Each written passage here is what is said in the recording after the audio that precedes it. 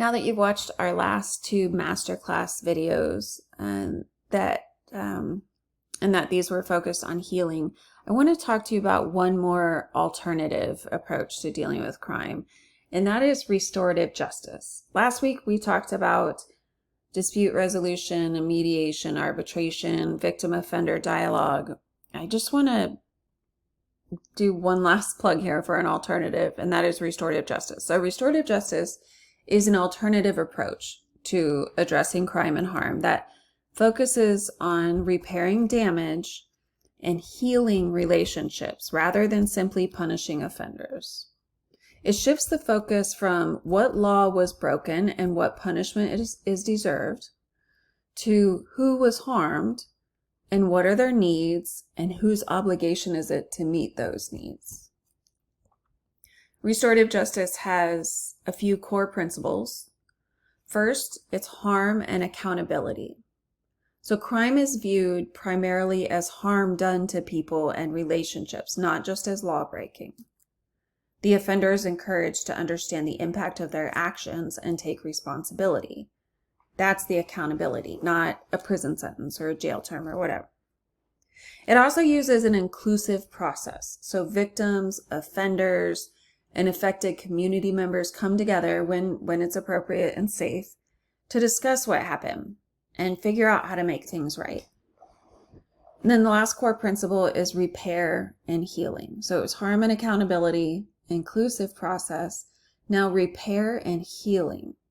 The goal is to repair harm, restore relationships where possible, and reintegrate both the victim and the offender into the community, not just send somebody away because we're mad at them.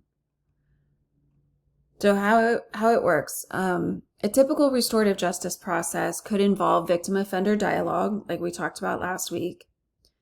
It might involve a community circle, which is a broader discussion, including family members and community representatives and support persons, in addition to this facilitated meeting where the victim can express how they're affected, ask questions, and have a voice in the resolution, working directly with their offender when appropriate.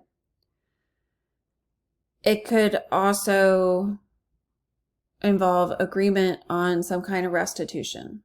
So let's say the group collectively decides on steps the offender will need to take to make amends. Maybe that's an apology.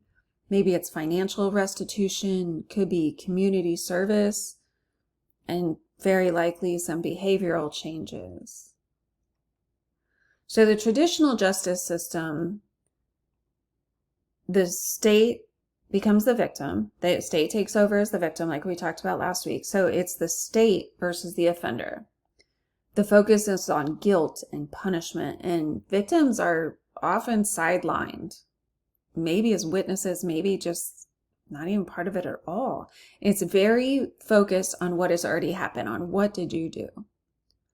So the difference with traditional justice, that is that image, versus restorative justice. In restorative justice, the focus is on all the affected parties. The emphasis is on understanding the impact of the harm that was caused and making amends for that. And victims are the central participants. Also, this is future focused. Instead of what did you do, it's how do we move forward? This is used most often with juvenile cases, school disciplinary matters, sometimes workplace conflicts.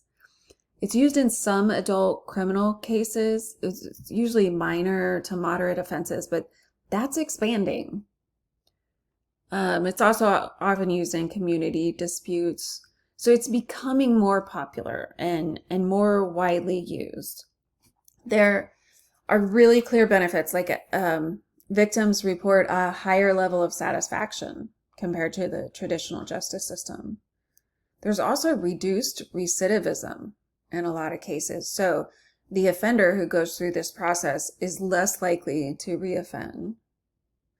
And it holds them accountable, which helps lead into community healing. It may not be appropriate for all cases, especially if there's ongoing danger or extreme power imbalances. So it's important to think that through. It also, of course, requires willing participation from everybody involved. And it might not satisfy society's need for punishment, especially in serious crimes.